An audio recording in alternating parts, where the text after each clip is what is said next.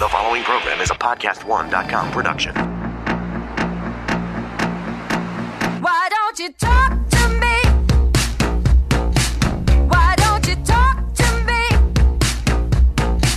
I'm standing here alone. I know you'll never phone. Why don't you talk to me? Why don't you talk to me? Why don't you talk to me? Come say it to my face so we can leave this place. Why don't you talk to me? What you're thinking I will never know. Now's the time for you to let it go. Let things that hold you tight scream at me for just one night. Why don't you talk to me? Why don't you talk to me? Come on and dig your hooks instead of dirty looks. Why don't you talk to me? Stop. You've got nowhere to go. No blame. You're listening to the Bret, Easton, Ellis podcast, and I'm here at the Podcast One Studios in Beverly Hills with my guest, Peaches. Dragging ourselves out of Avengers Age of Ultron, my millennial boyfriend, who rarely watches movies anymore, much less actually goes to a theater to see a film, his entertainment interests lying elsewhere, the idea of film culture no longer representing something that was at the center for him anymore, and that had been regulated off to the sidelines. He turned to me and muttered after being battered and bored by the Avengers sequel, "It's over. That's it for me. I don't ever want to have to sit through something like that again. I've seen that movie 100 times by now and I can't do it anymore. That was 2.5 hours of hell."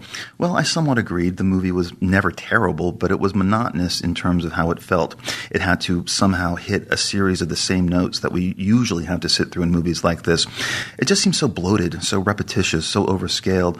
The Scarlett Johansson Black Widow and Mark Ruffalo, the Hulk relationship, non-relationship storyline, added the film's only almost lyrical moments. And it seemed like it could have gone someplace emotionally, but we never feel it.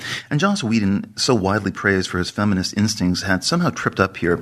There was a squabbling backlash about Black Widow's origin story in social media involving sterility, and which some say so wounded Whedon he deleted his Twitter account, and which proves that you just can't please everyone all the time, and Joss shouldn't care.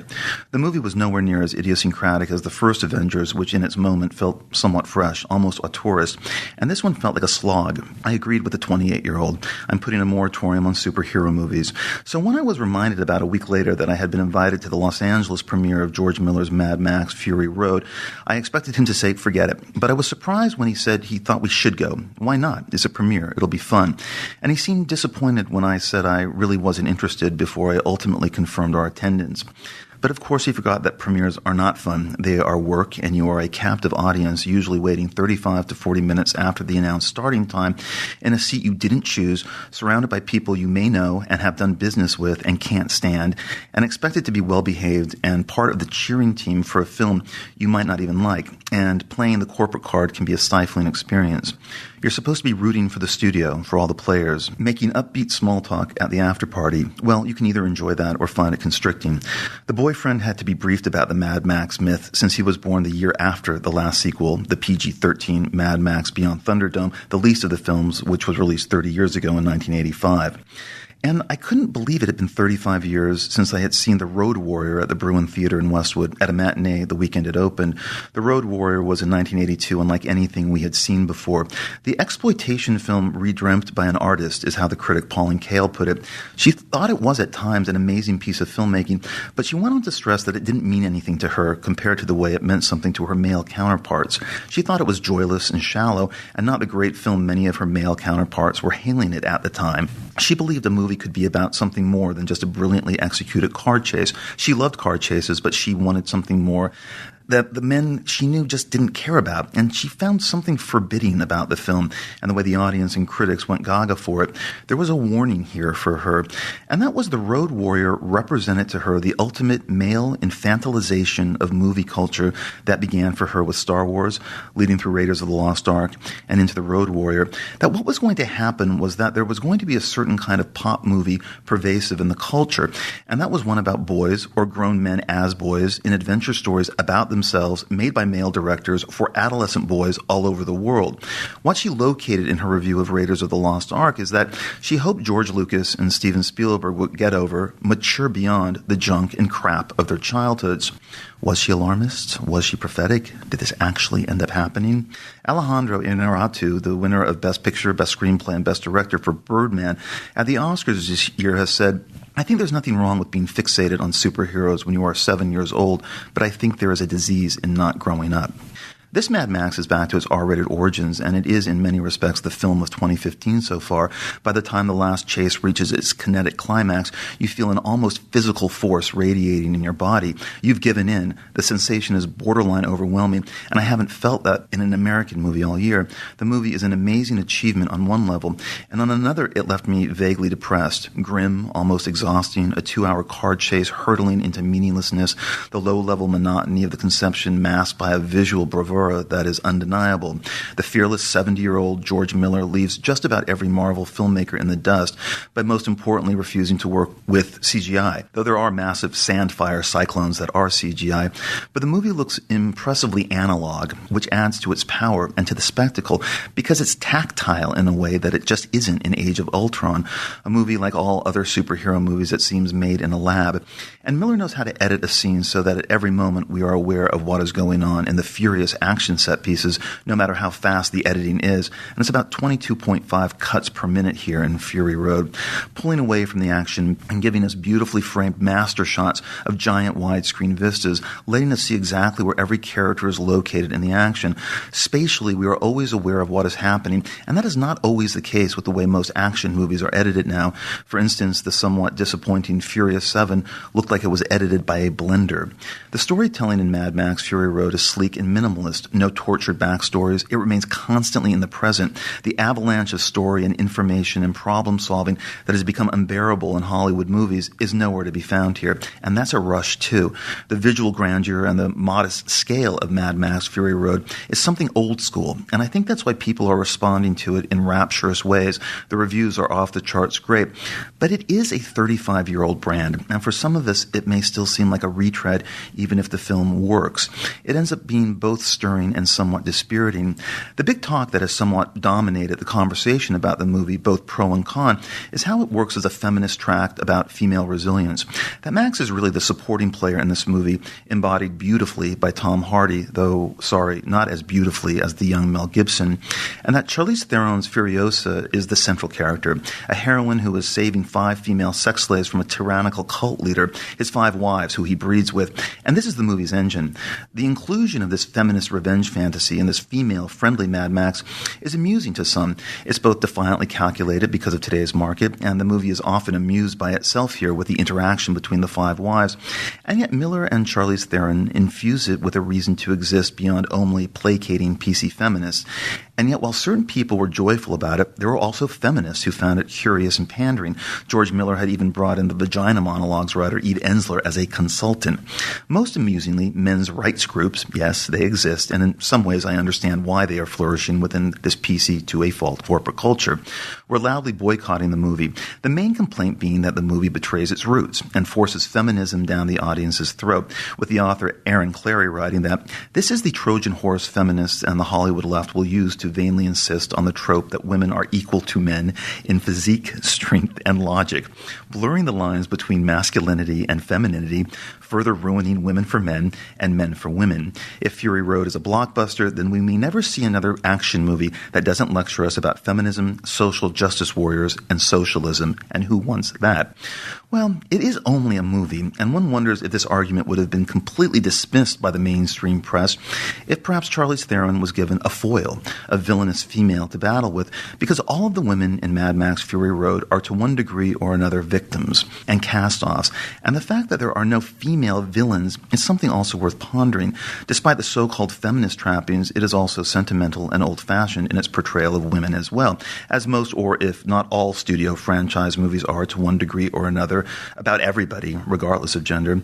It still seems to be a kind of a demand within the sexism of Hollywood that it still can't seem to move beyond. The final note to all of this, my boyfriend loved Mad Max Fury Road. It restored his faith in going to the movies.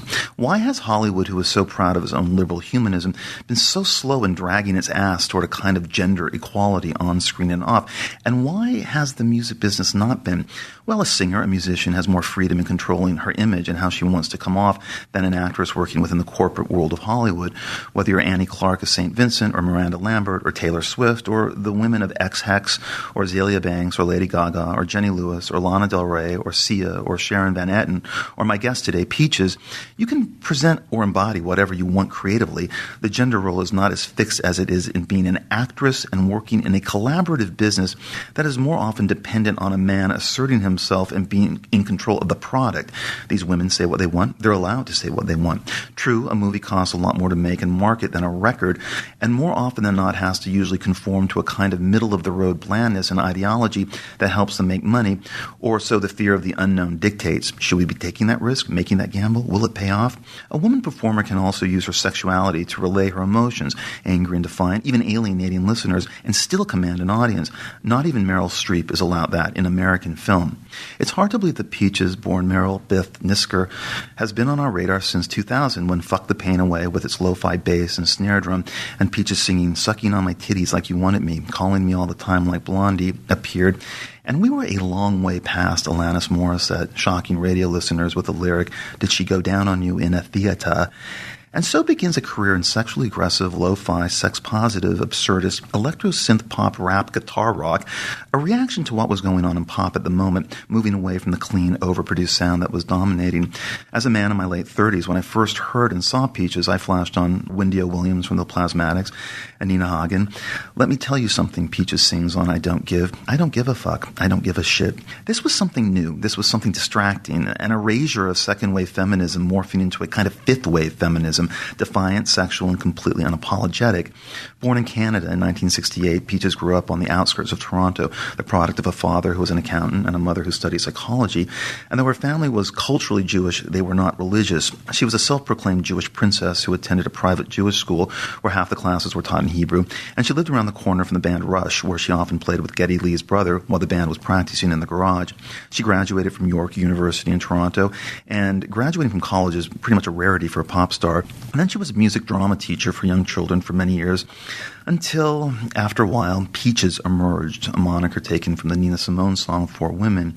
She has made 3 records since The Teaches of Peaches, each one better than the last, Fatherfucker, Impeach My Bush, and I Feel Cream, which I think is her best record. Carrying on her raw, dirty, fearless feminism, she was a roommate with Feist as well as Elastica and MIA, who documented Peaches' first U.S. tour. She signed with Sony. She was dropped by Sony. Her music has been licensed countless times to everything from Lost in Translation to Mean Girls to South Park to Jackass to True Blood, as well as playing on Prada runways. She has performed a one-woman concert of the Andrew Lloyd Webber, Tim Rice musical Jesus Christ Superstar. There's a movie of Peaches Does Herself, an original electro-rock opera. She's also performed the lead role in an Italian opera. She directed a hybrid DJ MC show called Peaches DJ Extravaganza. The I Feel Cream tour turned into an 18-month world tour. Everyone, it seems, is a fan. Christina Aguilera and Britney Spears have asked to become collaborators. Madonna is a fan. Deborah Harry, Yoko Ono, Bat for Lashes. She influenced Thom Yorke and Radiohead as well as MIA. She was an inspiration to Pink. Bjork and Karl Lagerfeld and John Waters are admirers. Peaches has toured with Queens of the Stone Age and Marilyn Manson and recorded with Joan Jett and Iggy Pop. She's been invited to lecture at the Contemporary Music Academy in Berlin, and most importantly, she is a kind of vanguard figure for free speech and anti-censorship, as well as questioning standards of authority and power roles and the male gaze, as well as the idea of gender identity and the traditional notions of gender roles, blurring the distinction between traditional male and female roles and disrupting notions of ageism, embracing fringe sexuality, and ignoring the status quo and the corporate culture that is dominating society and dictating what is appropriate for the other denizens in corporate land. Peaches has an unrepentant rock and roll attitude that is the antithesis of the new rules of corporate culture, and she has always resisted what she's called and lamented the sanitized portrayal of women in popular music. She's also just published a book of photographs called What Else Is in the Teaches of Peaches that documents what began with a photographer documenting the I Feel Cream tour, but instead ended up being a vast 6-year project, and which we'll talk about later. But Peaches, I was being interviewed by a French director the other day, well, like I often am, who was making a documentary about porn culture and how it has influenced straight culture, meaning non-porn culture. And we were talking about how porn has influenced a generation of women who ape the attitudes and styles of porn, even to the ubiquity of making their own sex tapes, which is just so passé. And also younger girls who want to present a more brazen sexuality than previous generations of women. And we were talking about, was this influenced by the easy access and proliferation of porn? And we also talked about how a lot of women porn performers control their content, run porn companies, produce their own porn.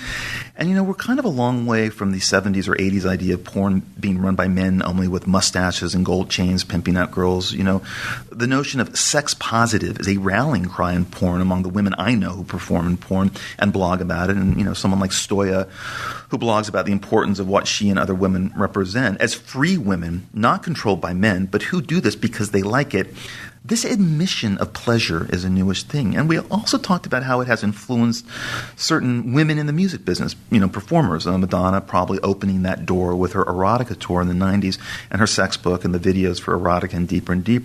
And we talked about how so many women performers today have sexualized their image in the music industry. Now, not everyone, but it is certainly a noticeable thing when you compare this to their male counterparts. Beyonce, Britney, J-Lo, Nicki Minaj, Lady Gaga. By comparison, a lot of female performers use sex to sell a song, and men do not. And I know that's a macro comment in a way, but do you have any thoughts about that as to why? I mean, sure, there was David Bowie and Prince and even Billy Idol to a degree at one point back in the day, but where's the Prince of today? Or am I looking at this from too much of a mainstream vantage point? Is it just corporate pop that favors superstars and bimbos? I think that men use sex as much as women, but women embody it and men speak about it more. And I think that's sort of been the standard. So you'll have someone like Kanye West saying, like, my fist up her, like a civil rights sign, Right. Which is very sexual and very powerful. And Yeah. Or you'll have Beyonce doing, standing in at the Crazy Horse erotic club and doing the actual dance, So I think, and also speaking more freely about sex. So you're seeing women speak more freely about sex, but you're not seeing men reveal an embodiment of sex. Mm-hmm. Yeah. So I think that's the difference. Well, does it also make money? I mean, when you see the big acts, is it the lazy way to sell stuff? A song? Is it a lazy way to sell a song by being sexualized? Yeah. Or is it a way of empowering a woman herself? Yes, exactly. This is a very good question. I mean, when I started Peaches, I really didn't see my work as being very sexual. I just thought I was saying what I wanted. And I've said this is nothing new that I've said, but just being very direct about things and giving my take on what I've heard in pop culture for years and how I didn't feel it included me in certain ways. So basically, pardon the pun, inserting myself into this, kind of mode. And you see a lot of pop stars. Let's start with you'll take Avril Lavigne, or you'll take Britney Spears, or you'll take Christina Aguilera, or Pink, or Beyonce. And when they get to their late 20s, they're like, I'm sexual and I want to show everybody. But I think with them it comes from having to be in that box of like, I must be good, I must be this. Yes. So there's that repression thing, and that unlearning and those desires. Well, sometimes, I remember the huge avalanche of backlash that hit Liz Phair when she went sexual. After her first 2 or 3 records, she decided to reinvent herself and play to her sexuality. And she was universally attacked by the music press for doing that, where I thought that was a super conservative backlash that it was masked as a betrayal of her indie roots in a way that she made a big pop record and she wore, she was spreading her legs on the cover or whatever. Well, I always found her really sexual. Oh, she had completely. that, like Fucking Run. Great song. Yeah. So, this, I guess she was just trying it out. She'd already been the indie darling. She'd already, said fuck you to Exile on Main Street and made her own, or maybe said, I love this, I want to make my own version of it. And I guess she was just trying it out, playing. And you actually mentioned that I was on Sony Records. I was only Sony Europe. Yeah, just for like a single. Right. And I had that experience because it was during the Teachers of Peaches. I was on a very indie label, and then this indie label who basically sold me out to Sony, and I didn't really know what was going on either. And I was like, great, we can also sell the album, but they buried the album, and we made a single for Set It Off, and of course my version of Set It Off wasn't good enough for radio or whatever. Mm-hmm. So they had a remix of it, and then we made a video. And just relating to the Liz Phair pop part, I decided they had me pick a video director, and I picked a very straight, a mainstream director in Germany, which is even more mainstream and straight, just so I could fuck it up, And I decided, I said, I'm going to make a video where I just grow all my hair. I'm going to start with my eyelashes and my hair, right. And you're going to see me get prettier, and then it's going to like grow out of my, everywhere else. And it was such a struggle to that's all I wanted to do. I wanted it in a wipe, and they're like, no, we're going to do it in a club, and we're going to do it with like club kids, and they're like, bring your friends. So I brought all my friends, and they're all like real partiers, and started drinking and doing other things during the shoot. And then they brought some models in, and it was just this whole struggle. And then the video looks quite clean as I wanted it, but I wanted to add my dirtiness. But in the end, I don't know if it really worked. So I think maybe Liz Phair in that way too. Maybe she didn't want hair or controversy, but you want to try, and you see yourself still as yourself. Yeah, and you think that that's going to come through, even if you're in trying to embrace a pop or trying to have some irony on it. Right. Well, you famously said about Britney Spears, who through her management asked you, I think, to write songs for her, and you didn't want to because Britney kind of didn't reach out herself. And you were talking about the softcore porn images in Britney's "I'm a Slave for You" video. Yeah. And you've said that if you're going to give images like that, you better have the lyrics to back it up. I give it directly, but for some reason it's more acceptable to do it visually but not lyrically. And isn't that the opposite of music? And I'm interested in, what were you getting at here? And did you really want to write a song for her anyway, ever? Or was that ever going to work for you? It's after that, Britney got more and more sexual in her lyrics anyway. So, I mean, it wouldn't have been such a stretch to write something for her in the end. And I have different attitudes about that. If I can write it, I'll write it. It could be fun. It's something different for me, as long as I feel good about it. But yeah, no, I at that point I found it was still like not her decisions, as opposed to someone like Miley Cyrus, the pop, right. Which is another more current example of somebody who was, Hannah Montana, and now is just like, fuck everybody, I'm doing whatever I want. Right. So, yeah, I just wanted the lyrics to back up the images. If you're really going to show this, is this what you really mean? Right. Do you really want to be gangbanged in your video by a bunch of dancers? Probably don't want to gangbang you. They want to gangbang each other anyway. Right. Well, look, we talked a lot about Miley Cyrus on this podcast, especially when the Wrecking Ball video was coming out, and we were all very pro Miley, and we like the idea that it is a refreshing fuck you attitude from a young female performer. That particular video I have problems with just because of the certain director. Terry Richardson. Yeah, I have problems with Terry Richardson. Yeah. A lot of problems. But so I was disappointed that she used him as a director, and disappointed that Sia has used him for her wedding photos.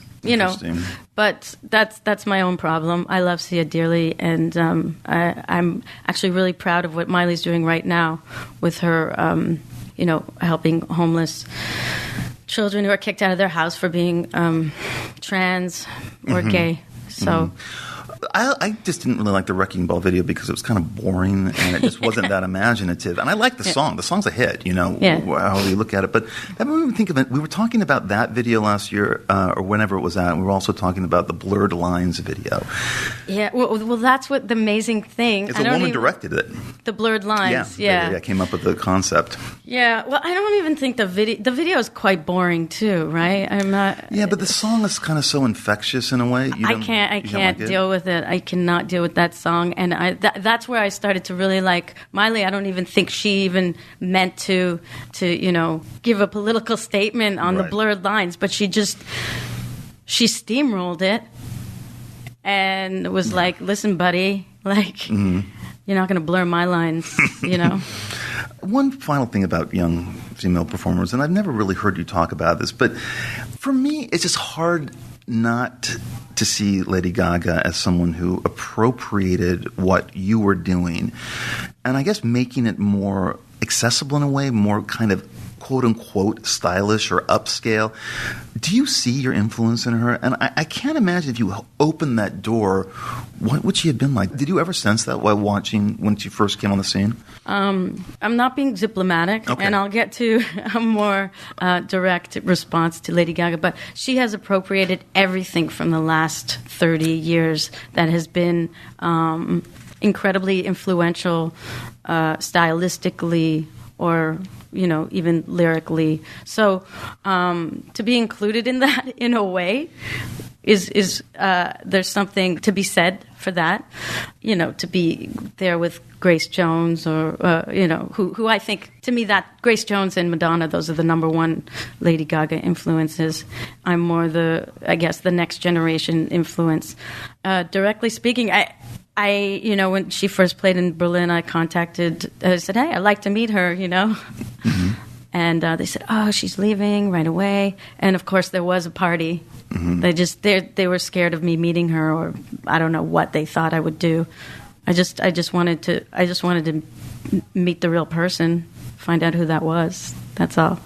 But one thing about Lady Gaga that I really like, I feel like she is more like an old school Bette. She should, like, before this Tony Bennett duet album came out, I'm like, she's like a Bette Midler and a Barbara Streisand and a Liza Minnelli, but she's young. Right. And she should embrace that. And then she did the Tony Bennett duet album, and sang The Sound of Music on the Oscars.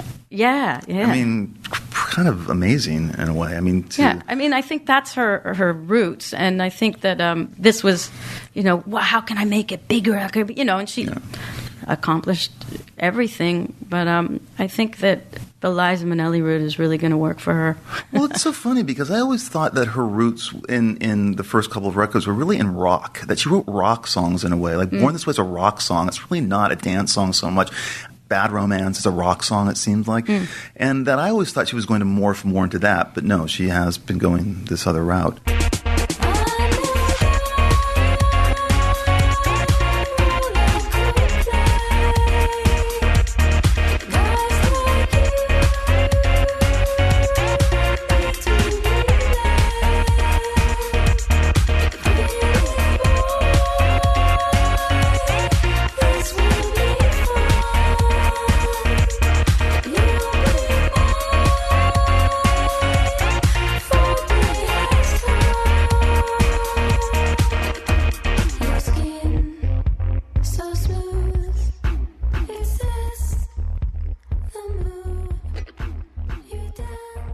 On this podcast, I've had Carrie Brownstein from Slater-Kinney on, as well as Rose McGowan, both outspoken feminist icons, but in very different ways, which means refreshingly that feminists have many different voices. Isn't that amazing? It is amazing. Who guessed?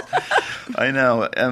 Brownstein seemed to be arguing for a kind of gender neutrality, and McGowan, who had been brutalized and was giving examples of this on the podcast by the sexism in Hollywood, still seemed to embrace her femininity however that expresses itself. She wants to be a woman, and she wants to be a free sexual being, but also, of course, wants equal pay, and has fought very hard for that. She's become an activist for the equal pay movement. But she stresses that she's a woman first, and acknowledges the differences between the female identity and the male identity, embraces them, in fact, but argues that we have to, again, get to that point where everyone is treated equally economically. Brownstein wanted the gender identity blurred even more. Now, one is a lesbian, one is heterosexual, and that might be where these differences emerge, and I don't want you to start rolling your eyes at that. But you have referred to something called the feminist trap, which for you the problem is about separatism and gender rejection.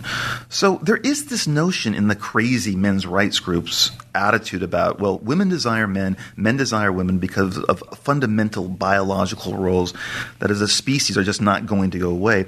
And do you think by blurring the line of, say, attractive masculinity or attractive femininity is in a way a reductive or meaningless thing to do? I mean, this notion that we are tied to our gender, that we are a prisoner of sex, is just kind of a biological fact for most of us. I mean, do you think women really want a kind of gender-neutral boy man who asks a woman, will you please give me permission now to touch your vagina? I mean, how do we find a balance between acceptance of our differences and gaining equality? I guess I don't see it as neutrality. I see it as bring it all on. And I see that everybody has their level of gender masculinity or femininity or combinations of it. And we just have to find the chemical, smell of the other person that has those combinations that bring you together. You're talking about one person who's heterosexual and one person who's lesbian, and now you're talking to a bisexual. Yes. Which gets really confusing and exciting. Well, you have identified as bisexual for a long time, but there are differences between a man and a woman, right? When you're making love with them, when you're having sex. I mean, I do like dick. Mm-hmm. Dick, I do like pussy too. So I don't know what to tell you. But you have said that you believe that everyone is inherently bisexual anyway, and yes. you think that most men fall into the straight line too fast. It's really and it still is true, even though I say it. And men and their relationship to their behind is very interesting. Straight men and their behind. Mm-hmm. Yep. They're so quick to go to your behind, but they won't let you near their... So many straight men are like, oh, you're near my behind. I am amazed. I am amazed at that. That for them... I wrote a song about it like 15 years ago, Better for Boys. Right. And it's like still, straight men still have this stigma, even though they want to go there on a straight woman. Right. Well, I don't know. I think that might be changing a little bit in the culture. It is changing, but I'm telling you from experience, it still happens, and I'm still amazed. You've also said that you think that maybe part of the reason is that you said, I think women have had their sexual revolution, but I don't think men really ever did, that they never got it. It's true, actually. That's a good point I made. But I agree. I agree with you. I think that is true. But I thought in the late 70s and early 80s, there was this new gay consciousness that was expressing itself in the mainstream and being, if not embraced by straight men, then they were at least, it seemed, willing to flirt with it a bit, maybe try it on a bit. Maybe it was a little disco, a little new wave. Maybe it was the cocaine. Maybe it was the cocaine. that can always help land a straight guy into bed if you want to do it. I definitely fooled around with guys who were straight during that time, who just found the whole idea of this sensibility intriguing and kind of trendy at the time, but did not mean that they were gay. But then what I think happened is that AIDS hit, and I think that door slammed pretty hard on the notion of a utopia of kind of, hey, maybe we're all bi, maybe we'll all get it on the in the dorm room. You can still do that. You just have to be careful. Yeah. But it's just so strange that that's where it went. The kind of the post-Bowie Iggy Pop thing that kind of just didn't happen. Even in if you look at the 80s and all the mainstream pop male stars had to look Good. more feminine, Yeah, and they they had to grow their hair. They had all this makeup, and it was so amazing to see. Watching when Bruce Springsteen was first doing the videos for Born in the USA, and he did that Brian De Palma video, Dancing in the Dark, where he had his really super tight jeans on and his shirt was tucked in and his hair was all kind of – it was like – I mean, I like the song, but it was like I did not expect Springsteen or even someone like Don Henley trying to that was the glam it up. mainstream. That was incredible. And so everyone was trying to look good because of MTV in a way. You know, another thing that Rose was concerned about and what she was pissed off about was that she had been an LGBT activist. And she had also been an activist for the Equal Pay Amendment for women. And she said that she was shocked that after all of the years she spent helping the gay male community in terms of equal rights and marching with them and protesting with them, and when she asked for help with her equal pay for women activism from the male gay community, no one showed up. And she said she really noticed gay misogyny, not for the first time, but it began to become much more noticeable and forbidding in a way for her. And as she was talking about this, I told her I agreed. I mean, I have gay friends, and I'm shocked sometimes at the conversations about women, and especially drag shows at times, all the talk about fish this, fish that, and how drag can be looked at as kind of a grotesque exaggeration of femininity. But I agreed with her about this, and I said that gay men don't really want to talk about this because they don't want to look at themselves critically, not in this moment. There is a kind of corporate gay that the mainstream likes to sell, and they don't want it tarnished right now. So everyone kind of in the mainstream becomes a kind of bland gay robot. But, you know, I thought Rose was kind of right. And when I spoke sympathetically to her and I said, as a gay man, she bristled and said, okay, but you're a man first. And not only is there horrible misogyny in the straight world, again, using countless examples of Hollywood misogyny, but she argued there was also misogyny in male gay culture, and that has to be called out. She came to expect it in Hollywood, but she didn't expect to be confronted by it in gay culture. And so she said that she was kind of hurt that she gave all this time to a cause she believed in, gay rights, and that when her cause came up, no one was there. And she said dismissively that what did it all mean in the end? That I gave you all my time so you could stand on a float somewhere in an orange Speedo on Molly. Now, this is a podcast and not a commencement speech, but the gay community was outraged by that remark. Though many feminists agreed with her, and there were a lot of women who identified with this supposedly taboo topic. And so my fellow gay brothers, as usual, demanded, yes, our favorite pastime in American culture, the apology. Make the apology. You must apologize to us because our feelings were so hurt. So Rose gave it, but did not back down from that initial assertion. And that many women came out and agreed with it. Do you have any feelings about this either way? Do you feel that the flaws in a minority community should be kind of swept aside just because they are a minority community? No, I think there's so many things to discuss in every minority and every majority, like there are in every majority. I also think that there's like different kinds of feminism, different gay male cultures, and I think specifically, I don't know Rose's friends. I don't know who she was talking about, but I feel like I have an incredible gay community of feminists that would back me up. Right. And I hope that she finds them. Well, she wasn't really talking about women. She was talking about men. No, I'm talking about men. Mm-hmm. I'm talking about my gay men who would stand behind me as feminists and would stand up for that. I don't know if she's talking about Hollywood gay. I think probably. Do you know what? I don't really go past Hollywood. I stay in the East. And in Berlin, I think that it's true. They love to, be on Molly and stand in their bikini. And many times I'm at a gay male party and it turns midnight and it's dick o'clock where the goggles go on and then it's like I disappear. I see that and that hurts. I understand you've invited me to this party and then I disappear. But I know a great community of gay men who would support me in that. Well, she said they're a great community, and they're all, none of them are not friends anymore, but it was just sort of this notion that it was man first, men first. Just like that party where, okay, we're going to screw each other now. Dick o'clock.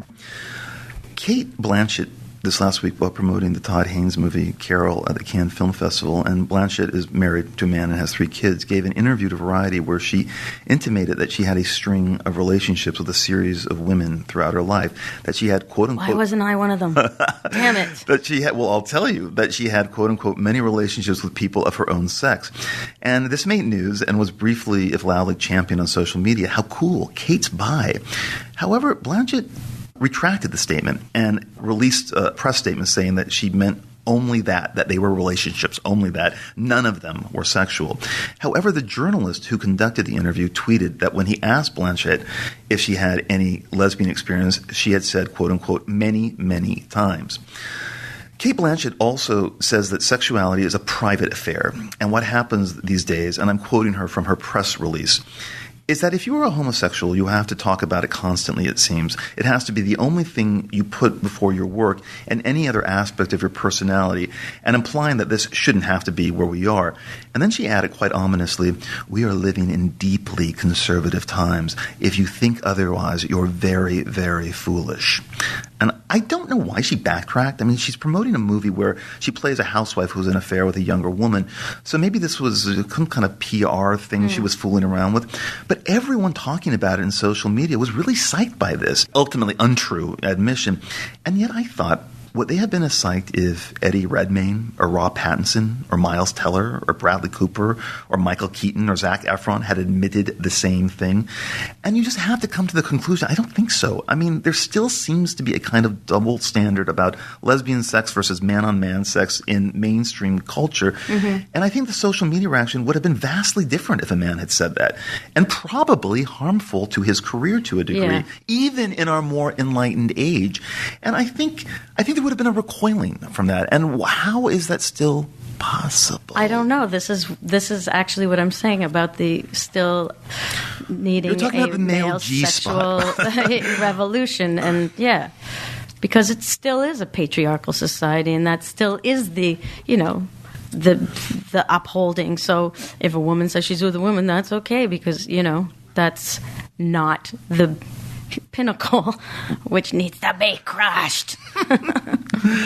It's just interesting that there was such a rallying cry. There was no negative press at all about Kate saying that, none. And then there was kind of a backlash that when she kind of took it back. I'm still confused. So she didn't, or she had relationships, friends that were women, and then she also had lesbian experiences with different. I'm very confused. She just said in an interview when the interviewer asked her, "Have you ever had a relationship with women?"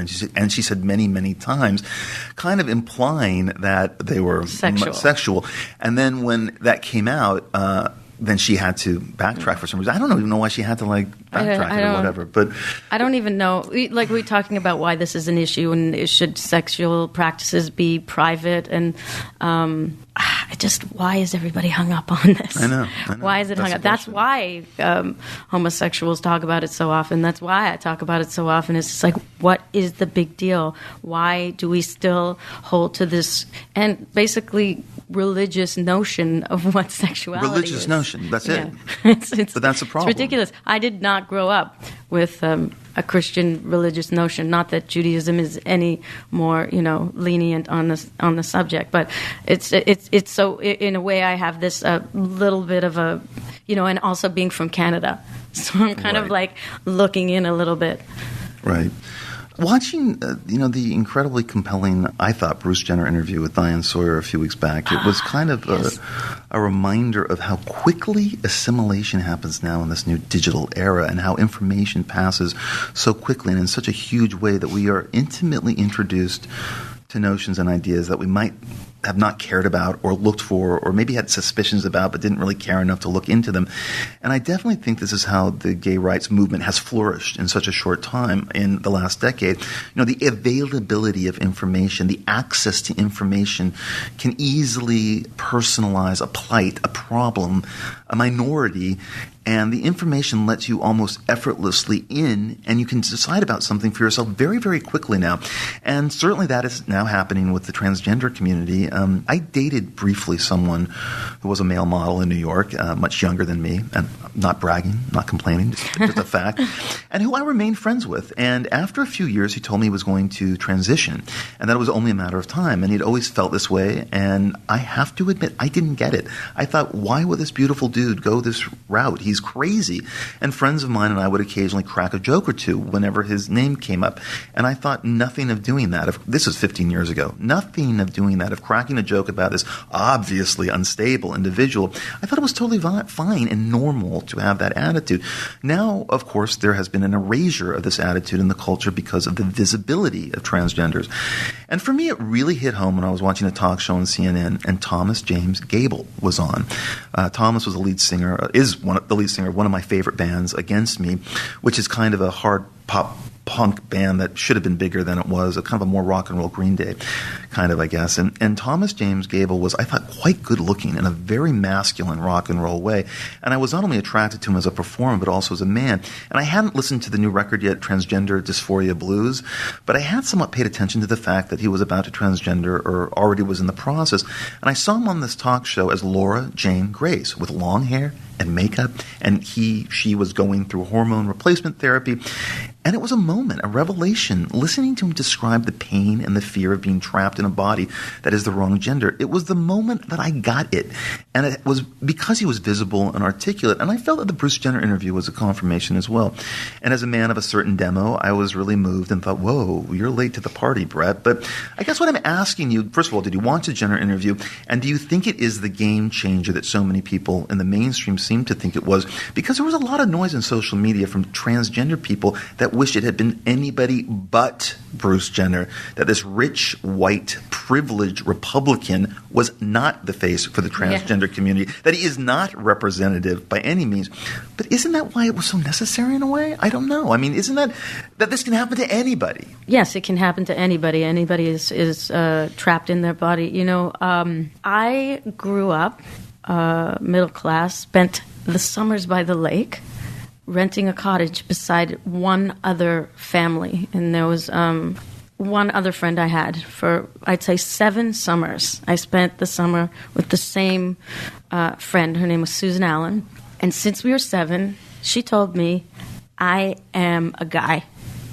Since she was 7. She's like, watch how hard I can hit you. And she'd punch me in the stomach and wind me. She's like, see, I'm a guy.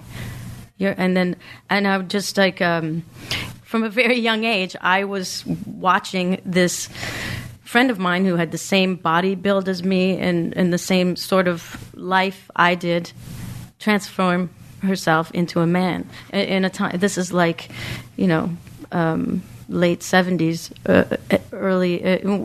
it was like 70s and then into the 80s. And what she had to go through to become Sean.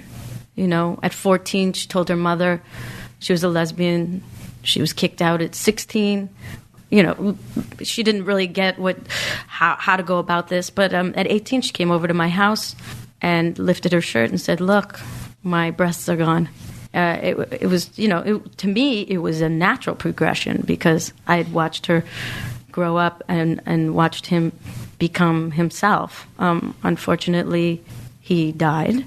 But he got to realize his dream, which was he wanted to marry a woman and live in the suburbs and wear Lacoste T-shirts and have a child, and she had a child. So I guess for me, this whole new revelation of trans community, it doesn't seem so unrealistic to me or strange because this one person I spent all my summers with, that was the only person I spent every summer with, was transitioning before my eyes from 7 to 18. So did you watch the Bruce Jenner interview at all? I saw part 1 on a plane. And what was your reaction? I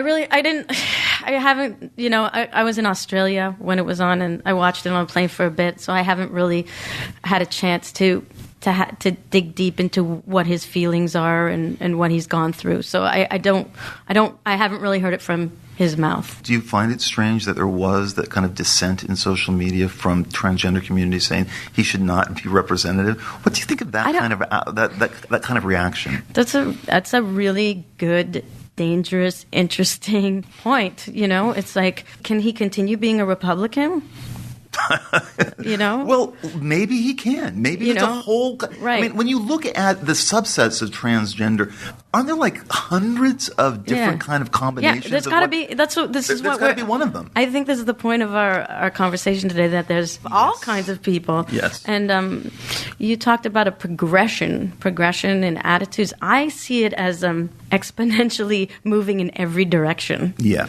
So it's like there's more extreme left and more extreme right and more tolerance and less tolerance. Yes. And everybody is completely outspoken in 2 minutes, because so...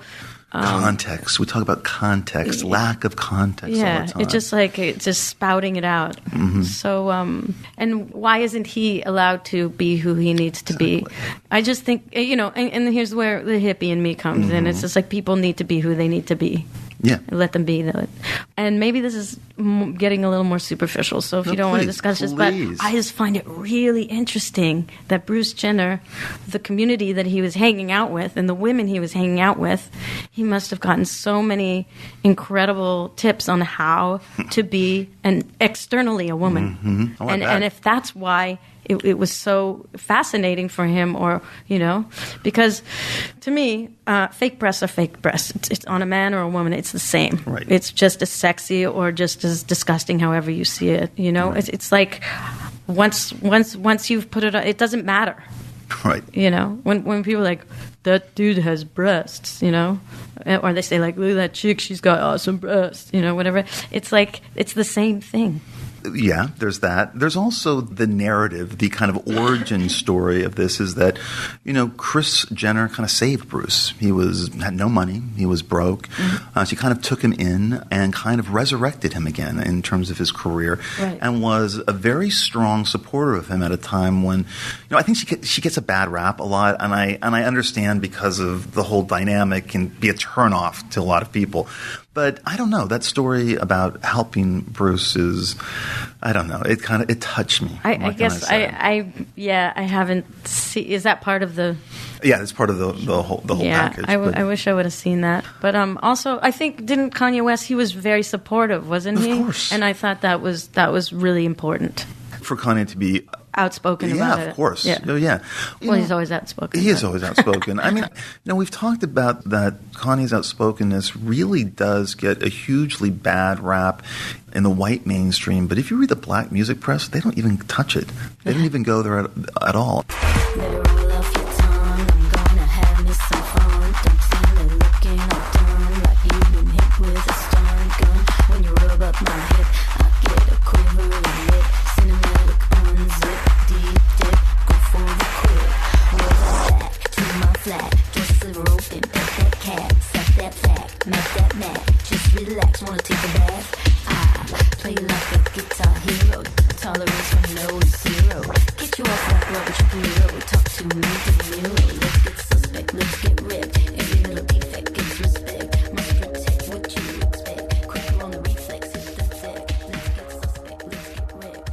People making fun of Madonna lately, the dreaded double standard of being a woman, ageism. Watching AC/DC at the Grammys this year, well, they were old. Van Halen were reuniting at the Billboard Music Awards. They were old. Even Simple Minds playing Don't You Forget About Me at the Billboard Music Awards looked a lot heavier and older than they did in their heyday. Not a mention of this anywhere in the press. When you, Peaches, played with the Strokes for a New Musical Express showcase, the headline of a review read, "Grandma, you're scaring the kids." Yeah, I would like to mention I was 33 at the time. Which, and you rightly interpreted as, "Bitch, you're old. Get off the stage and let the cute boys play the rock and roll." And one of your colleagues has said, "It is fucking awful that women in the music industry have to say young and sexy or whatever." And you have talked about what it's like to age in public as a female pop star. And maybe, some women figure it out, like maybe Kate Bush or maybe Annie Lennox. And some women figure it out in other ways. I was thinking about Courtney Love, who has some pretty good plastic surgery. She was in the talking head segments in that new Kurt Cobain documentary called Montage of Heck that Bret Morgan directed. But Madonna, I'm not sure the problem is Madonna's actual aging as much as it is her tendency to hold on to a certain age level where it kind of no longer wears well. the divide is apparent. But wait, what about the guitarist from AC/DC? Yeah. Is he still wearing his schoolboy costume? I don't think he was in the Grammys. Where was he? I don't know, but he wears it all the time. Well, is that a sexual thing? Or is it just shows that there's still like the little, bad boy in this person who doesn't want to grow up? I guess so. Well, that might be just the notion of rock and roll in general. I just don't ever want to grow up in a way. Right. But again, women seem to get it, of course, more. But, if Madonna dressed her age, reinvented her catalog, and gave concerts where she stopped concentrating on dancing and just figured out new meanings and new interpretations to her catalog, it would work for her and this unrelenting humiliation would go away. But she hasn't really said anything. Yeah. She just thinks that she is supposedly a lot funnier than people think she is. And she went on when the record came out this year, she did a number of stints on late night where she tried to be like a comedian. But Madonna's never been funny. She's not funny. She's grim and kind of cold. And it reminds me of like what Michael Jackson said. Michael Jackson said, the difference between Madonna's music and my music is that Madonna never made anybody cry. And that there is this feeling about her of kind of being so controlling. Don't you kind of have to? I even notice it at my age. Kind of have to loosen up and roll with the punches to a degree? Or is there something punk rock in the theatricality of Madonna not acquiescing to this? So you think that she sees herself as rolling with the punches in a way like, this is just me, and that's how I'll always be. I mean, personally, what do you think? I mean, do you think it wears well on her? I mean, have you seen... I really don't think it wears well, but I don't think that Van Halen is wearing well either. No.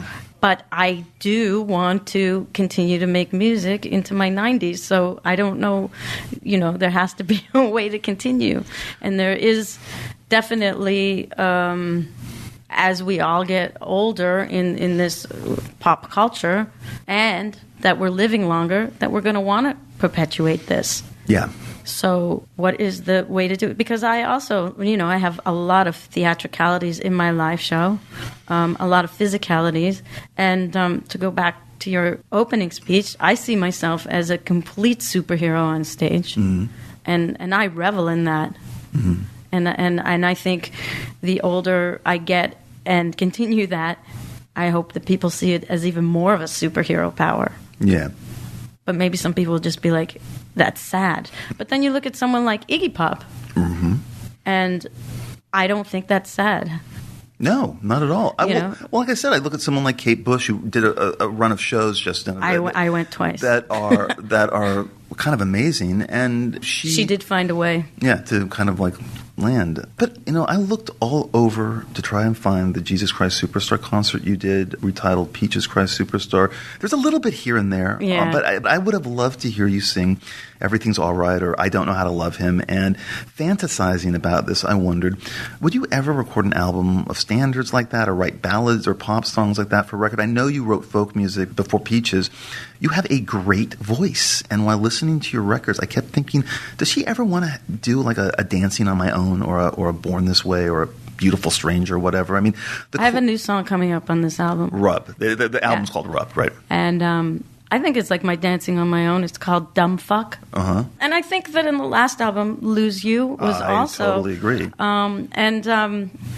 My, secret guilty pleasure, I am like a karaoke addict. Mm-hmm. I even have a karaoke show where I sing Wuthering Heights and, Bonnie Tyler. And I've done like major bang, bang, bang DJ sets where at the end I'm always singing Private Dancer to a piano just to kind of say like, hey, guess what else I can do? Right.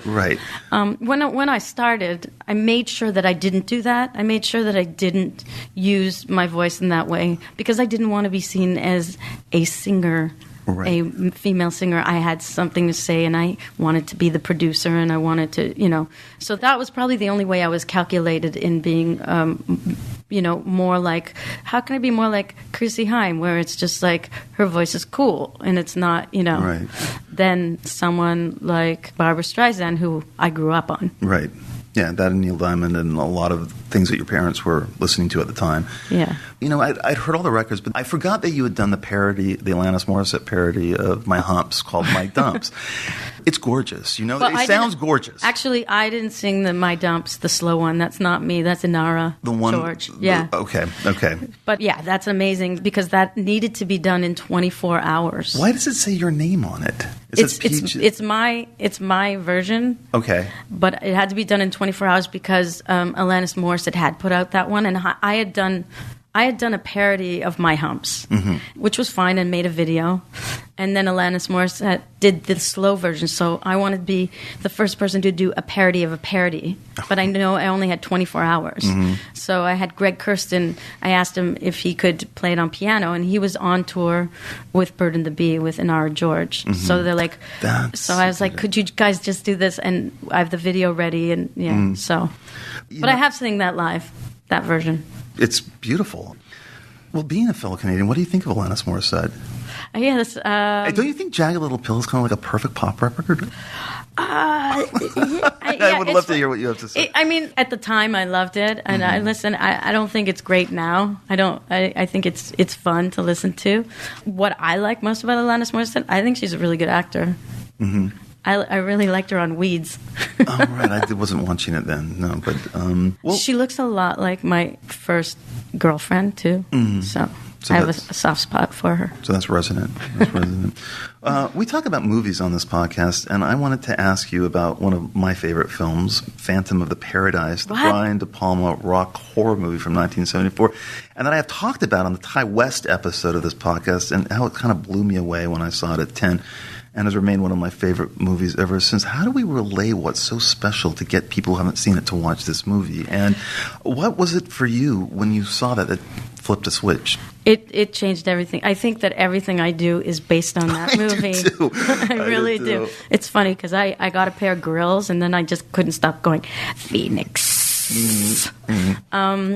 First of all, it's dirty. You cannot make that movie now. The way they talk about drugs is amazing. I just showed my 28-year-old roommate that movie for the first time this weekend because on my personal Facebook page I have the Phantom getting with all the analog gear behind him, and he was blown away too because I was nervous. I'm like, God, is this just going to be dated for a 28-year-old? And he was just like, what? How do they make movies like this? I don't understand. My 28-year-old boyfriend, I showed it to him this year too, felt the exact same way. He totally responded to it and said, you mean that came out in the theater? That was like a big... Yeah, I said that was one of 20th Century Fox's, I think, movies of the fall.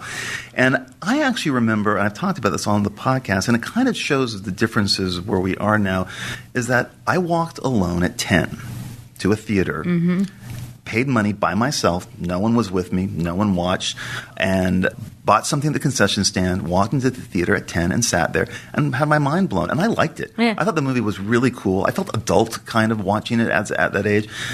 I cannot imagine that happening now. I cannot imagine that scenario happening now. I can imagine kids responding to Frozen, but I don't know if they would respond to a bloody, kind of sexy... It's incredible. I remember that scene where there was they had audition and all the women were sitting around and I felt funny in my pants. And I was also 10. And and I went there actually with my friend Susan that I was telling you about. And we also, in the summer, we just walked to the theater. They let us in. It was a double bill with Rocky Horror Picture Show before it was a cult movie. Right, because Rocky Horror Picture Show came out that year, 75, and did not become a cult movie for many years after, But it's just the notion that we were young and we could go see movies like that, and they didn't, trigger something in us. We didn't have to find a safe space. Safe space. Where's my safe space? No, we were open to it. I had the same feeling when I saw Tommy. Oh, yeah. Tommy, Ken Russell. That same moment, that same year. The Gypsy Acid Queen scene. Unforgettable. Yeah. So that's exactly, see, I went to theater school. I wanted to be a theater director and make a cool musical. And I decided that it's easier. This was not calculated at all, but in the end, I was like, I don't want to work with actors. I could be my own writer and producer, director, performer, and became a musician.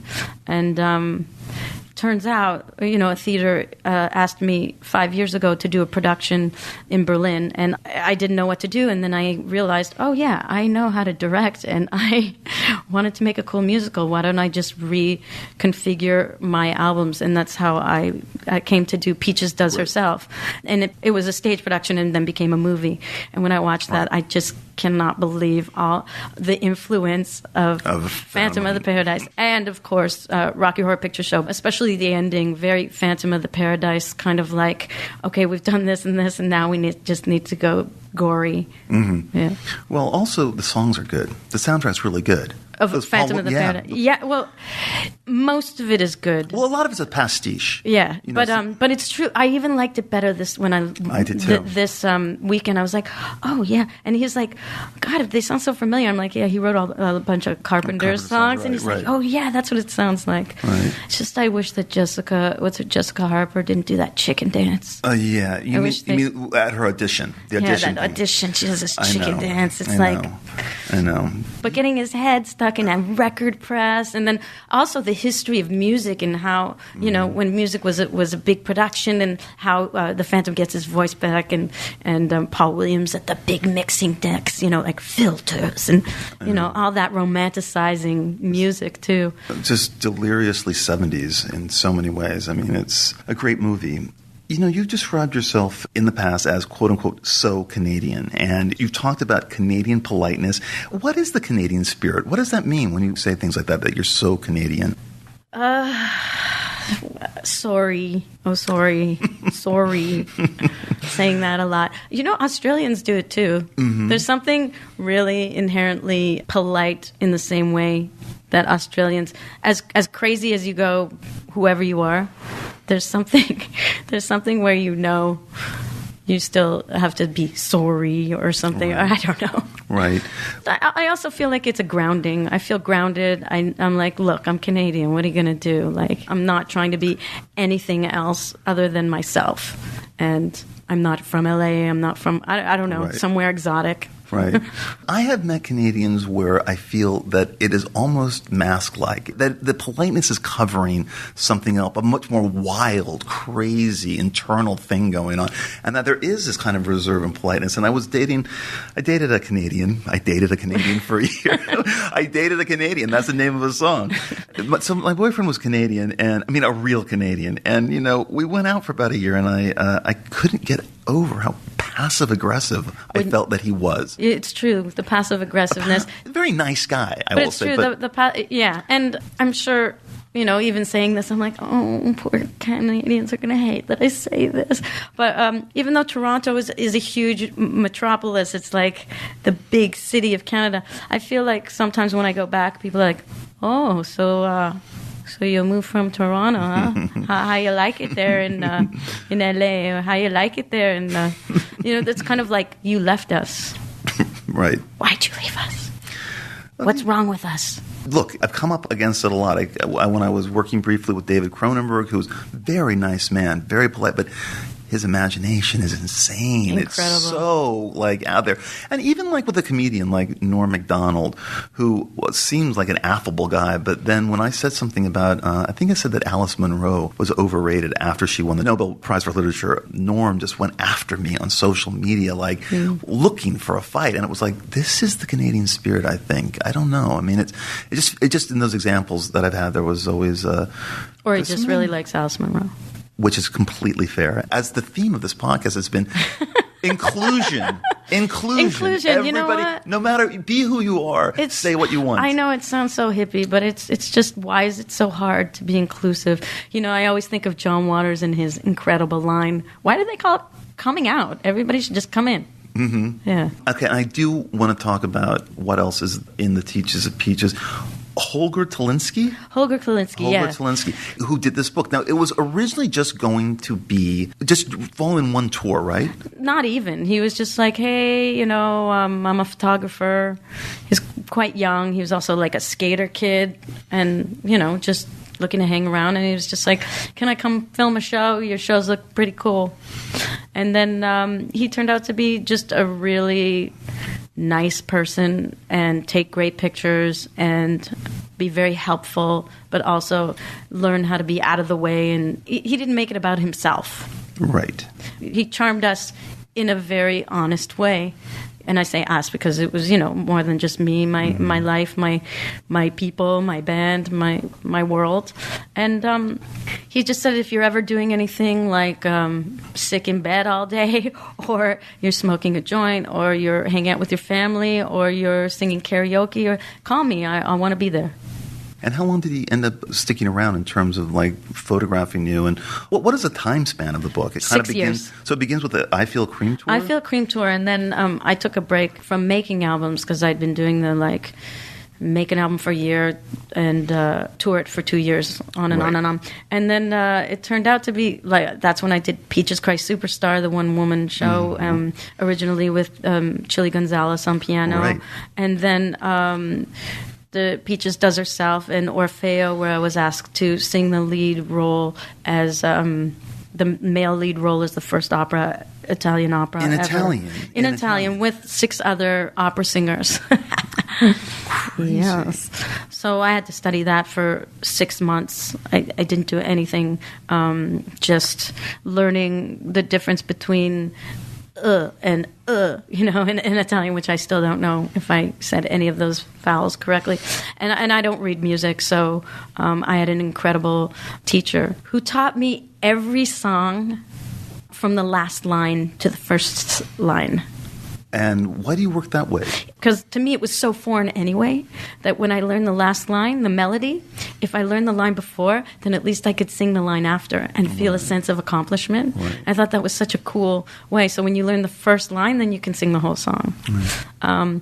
Also, I produced this girl band from Taiwan called Go Chic and started a whole new... I got asked to DJ a lot, which every time I DJ'd, people said, why aren't you singing? So I ended up doing a whole new show, which was DJing and singing with 2 dancers, and traveled around the world with that. And there's just a lot went on.